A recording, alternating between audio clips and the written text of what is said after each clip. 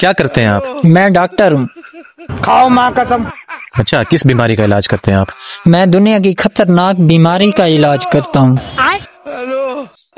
اچھا، ایسی کون سی بیماری ہے؟ میں رشتہ داروں کا علاج کرتا ہوں نا۔ اور یار میں آپ سے بیماری کا پوچھ رہا ہوں۔ تو رشتہ دار کسی بیماری سے کم تھوڑی ہوتے ہیں۔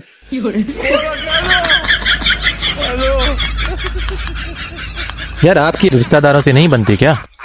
بنتی ہے، بہت زیادہ بنتی ہے، پر دشمنی بنتی ہے نا ان کے کرتوتوں کے حساب سے۔